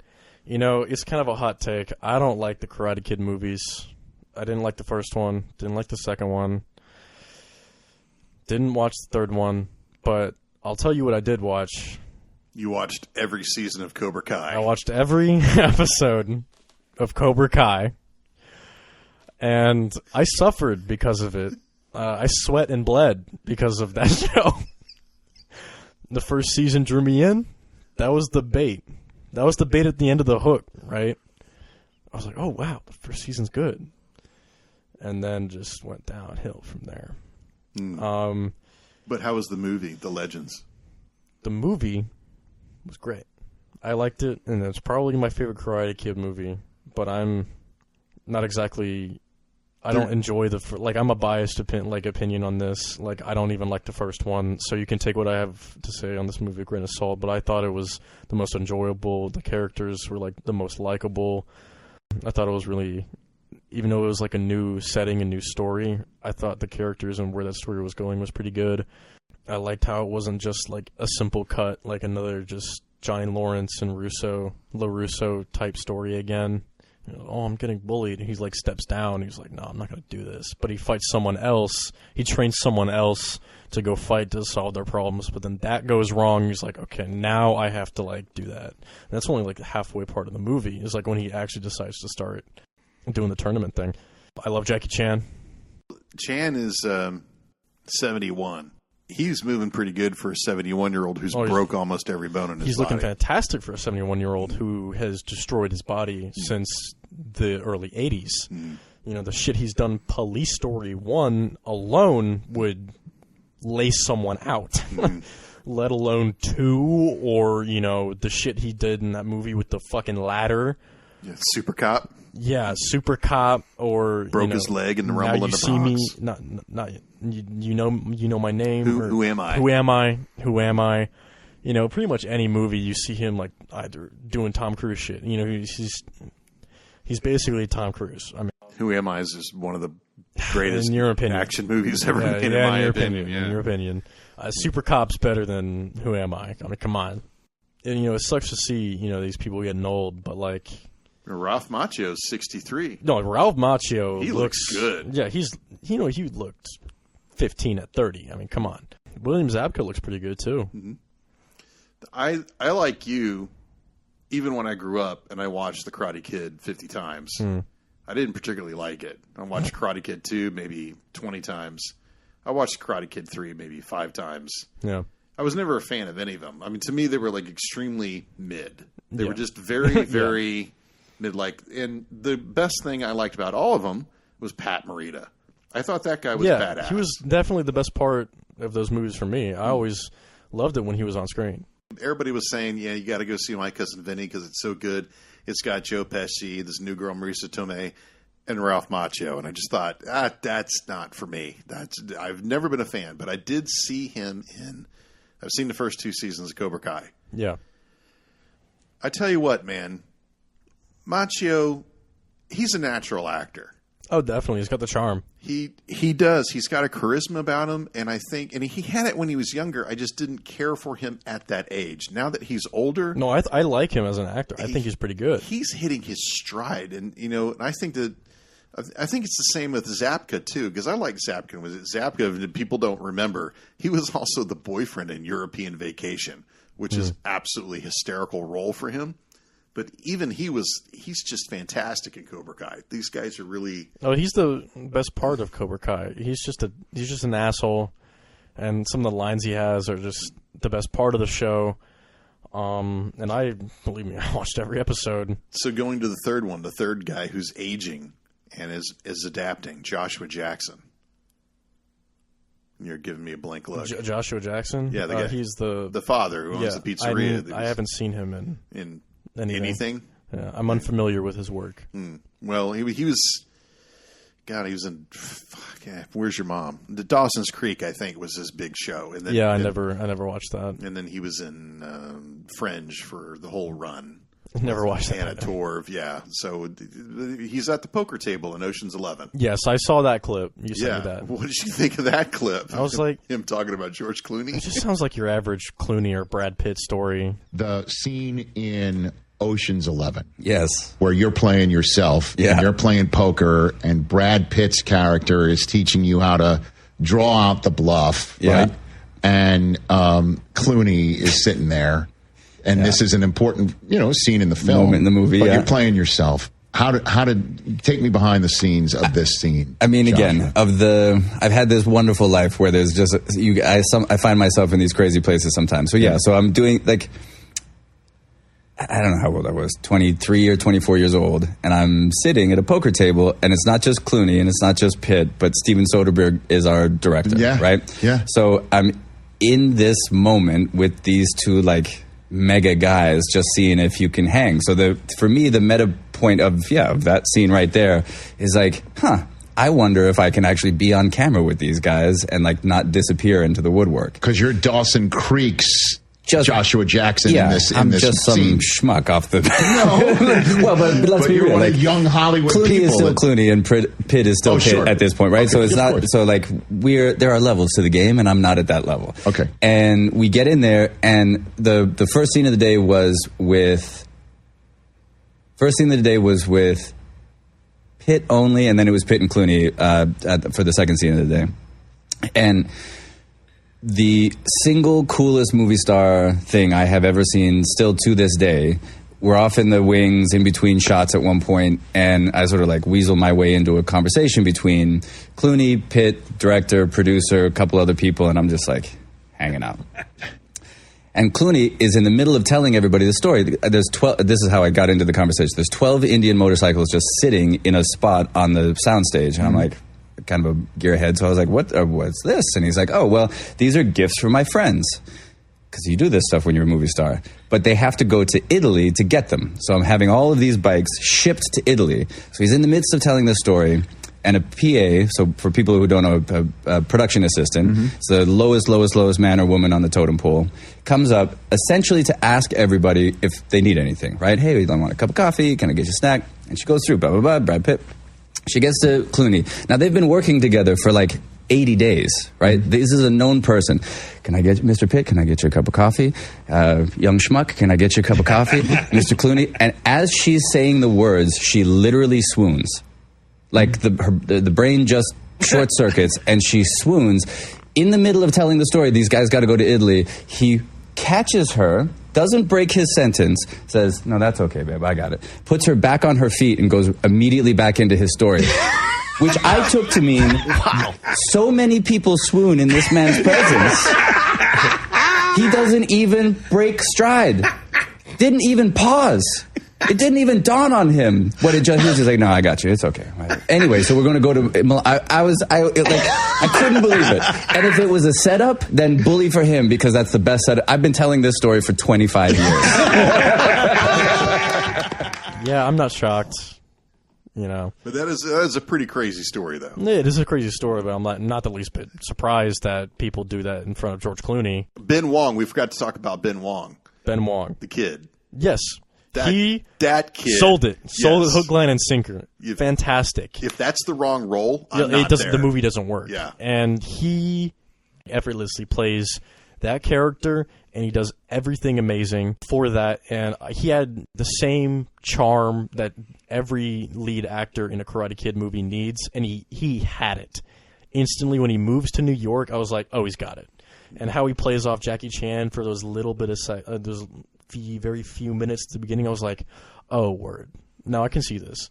And then once he gets to the pizza place, I was like, I'm enjoying this.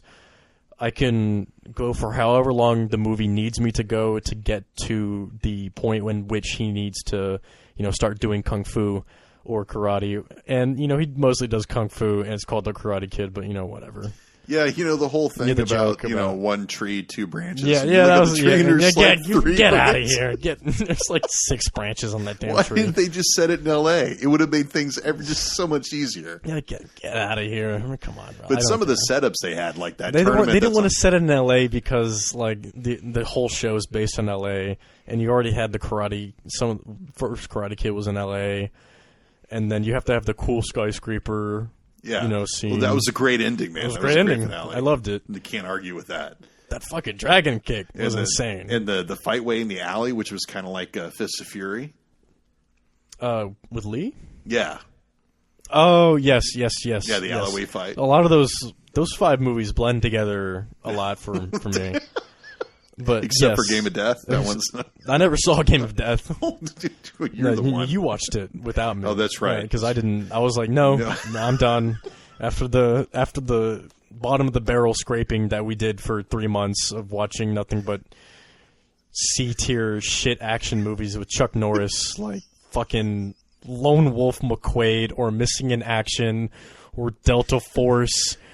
Or Invasion USA, it's like shoot me. Like after the 5th Chuck Norris movie, Golan Globus shit production, I can't take another one. Like just end it. God. No Game of Death for you. No, I'm done with that. What are we seeing Tuesday? Ballerina, seeing that one Tuesday. I can't wait. I've been wanting to see it ever since John Wick 4 came out and I heard about it. I like Ana de Armas. And I'm not sure about bringing back Keanu, but if they can work it in right with the story, because it takes place between 2 and 4, I'm all for it. I just like the John Wick universe, and I'm down for it to be expanded. I wish they didn't tell us he was in it. Yeah, they could have not. Guess how big of a moment that would have been. But I mean, you got to sell a movie these days, and it's not doing well. And this most recent Mission Impossible movie is like an example of that enough. Didn't make that much money. So, I mean, I guess you got to sell a movie. Yeah, it had a large drop-off, Mission Impossible. It was sad, because I don't think they've dropped in quality at all. Well, maybe next weekend after you watch Ballerina, you'll come on for 5 minutes and we'll close this out. Oh, good word. Did you have anything for the 80s movies? Oh, yeah. Oh, good.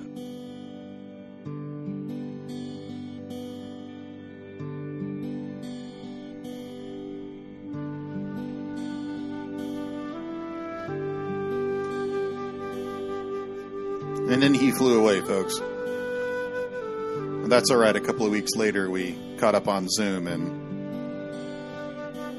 we continued to discuss our favorite passion.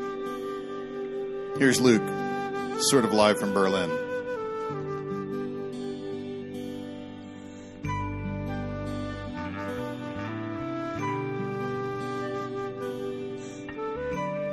Sorry. In a nutshell, how's Berlin? It's pretty great, but it's hot here. But I knew that walking in. I think it's just, like I said before, it's a little bit worse than American heat, even though it's technically cooler here. But it's just a 24/7 thing. It's just always hot. So, but it's all right. I want to wrap up that last episode, the Tightwad Tuesday. Yep. The Tuesday before you hopped on to, was it Lufthansa, British Air? What? No, I took United. United. Okay. Yeah, United. Yeah, that was a flight, all right. You flew through Newark? I hate that airport. Yeah, it wasn't good. Every time I looked out, I was like, this is like exactly what, the media told me. This is exactly what Kevin Smith was like pushing. Like, this looks like New Jersey. Like, everything's just gray and drab and like, like a presence of like uninviting. Like, I just never wanted to step outside the airport. You didn't want to hop in a cab and go down to Red Bank? No, I didn't. If it was longer, then I could have tried to see if I could go to like the quick stop or whatever. But no, it didn't look exactly inviting. That's quite a ways down the turnpike, as I understand it. There's theater and the Silent Stash and everything, which takes place in between John Wick, like 1 and 2 or 2 and 3 or? No, it's between 3 and 4. You got to rewatch the John Wick movies because like the first 3, like they take place like minutes after like the previous one. Remember that knife fight in the third one? Yeah. Like it takes place like minutes after the second one ends. Well, I remember we were in the theater with Kirby and Fletcher, and you and I were. that was like insane. I couldn't believe I was watching that. And then like John Wick 4 just like one up that. I was just like picking my jaw off the floor in the theater watching the fight scenes in that movie. This movie was really good. I loved I did get the feeling in this one. I got much the same feeling with the grenade fight and then the flamethrower fight. That was insane.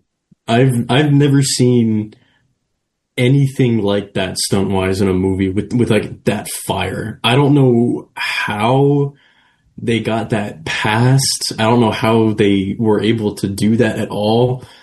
Cause like, as I understand it, Ana de Armas did a lot of her own stunts and like, a lot of the things that she's like ducking over cars and you see the thing of like the flames shoot over the hood of a car and it's just like it looks like her. Like it's insane and I don't know how they got that past the safety guy or that got that movie insured. Well, I think we're entering a new era of Hollywood here where ever since Charlize Theron in Fury Road, the ladies have just been throwing themselves into work like that. And I know she was beat the hell up during that. Or an Atomic Blonde.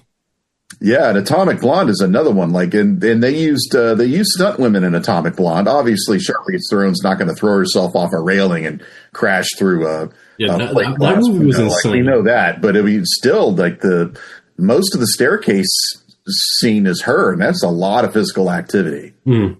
And I saw the club fight in Ballerina. I was really impressed with it.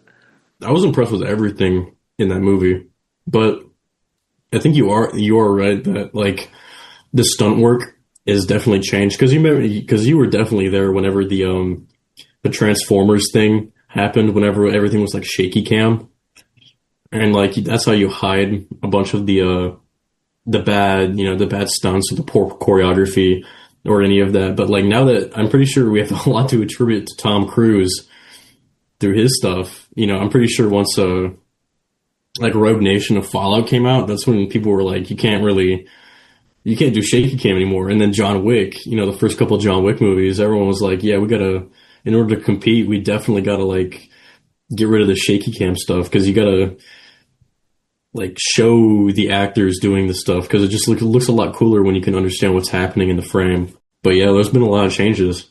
It's definitely moved from the early days of if you want an action star, you have to find someone like Bruce Lee who can act, or you have to find someone like Chuck Norris who can just it would be a martial artist who you teach to act, not an actor that you teach martial arts to.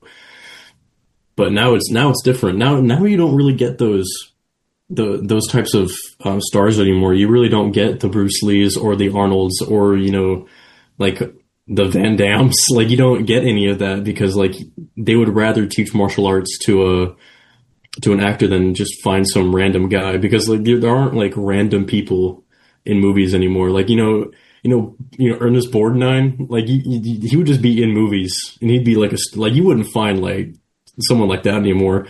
And I saw this tweet one time. It was like a picture of Colin Farrell on the set of The Penguin, and it said, 40 years ago, we just used to have actors that looked like this.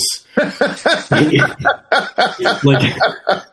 it was just like, it's kind of real. So you don't really have that uniqueness in terms of like another level of like diverse actors. You know what I mean? Because you could find, like, you had like Robert De Niro, right? He would do Raging Bull. I mean, that's kind of like a movie where you got to be like a little physical, right?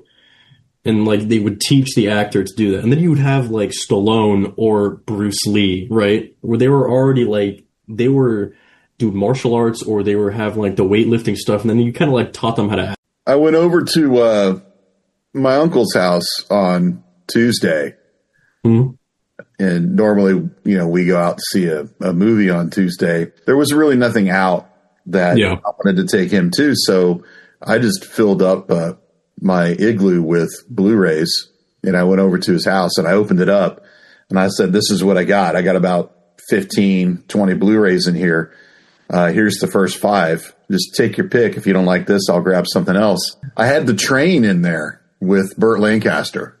Oh no, that movie was sick. Yeah, no, that was a great movie. And then Maximilian Schell was packing up the art. Yeah, I think I remember that out of Dodge, and Burt Lancaster was trying to sabotage it. Yeah. He looked at that and was instantly drawn to it. And the only reason why we didn't watch it is because right underneath it was Peppermint with Jennifer Garner. And he said, I want to watch that. Okay. And so we watched that and he loved it. And he said, I think next week we'll watch Burt Lancaster. But I remember when I first put The Train on and you saw Lancaster after the first 5 minutes, you were like, why don't we have actors like that anymore who look like that? These guys who just kind of like look like, you know, your average dudes. Yeah, like a Robert Ryan, just an older, grizzled. Yeah, like J.T. Walsh is another one. J.T. Walsh, or like Lee Marvin. You know, just like dudes that just like look like, you know, I think Paul Newman, like, as much as like his face is everywhere, I think looks like just like an average guy. It's just different. It seems like a little all manufactured to an extent, but you know, it's just changing. So, well, you know, that's how Mel Gibson and Tom Hanks built their career, is they look like the guy next door. Yeah, I like Tom Hanks a lot, even though I haven't seen a movie he's been in since like Sully. Or no, since Elvis. I haven't seen, since Elvis. That was only a couple years ago, but that was a hell of a performance. Yeah. Who knew that Goldmember got into the music industry? Isn't that weird? Yeah, Elvis was a movie, all right. I thought Ana de Armas did a fantastic job, and I liked how it wasn't just like a copy and paste character from John Wick. Like, she was not just another John Wick. She was like her own character, which I liked a lot. The 4 John Wick movies, they got like the most simplistic plot, and you're not really there for the plot. You're there for, you know, Keanu Reeves kicking ass, right? And so it never really bothered me. It's kind of like watching Fury Road. Like, the plot's simple, but you're there for like a specific reason, right? And in this movie, Ballerina, you kind of got like a little bit more story, and you got, you know, the stunts and the action. So that was pretty cool. You know, the more action you have, the more simple the story has to be. And I think that's where Ballerina succeeds, where the last Mission Impossible failed. Like, the plot was just too complicated. The last Mission Impossible?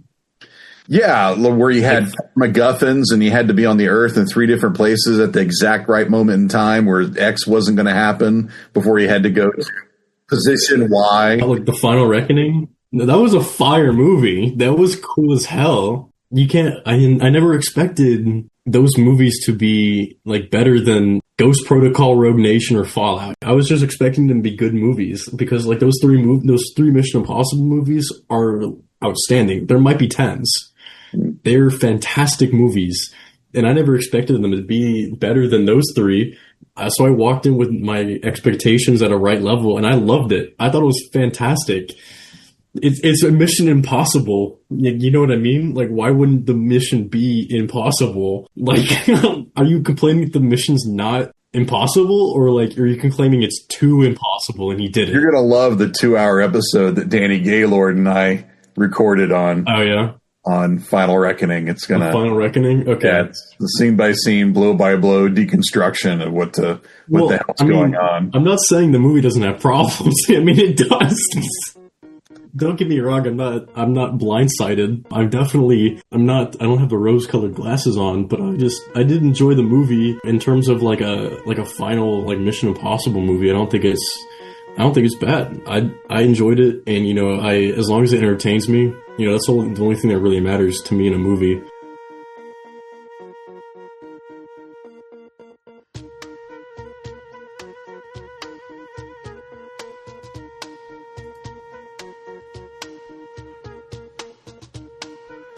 Thanks for hanging out with Luke and I while we tried to save your local theater. You can find the Super 70 podcast wherever you find podcasts.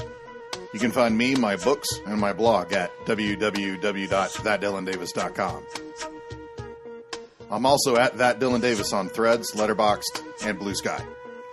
You can find Rosalind McPhail on SoundCloud and Facebook.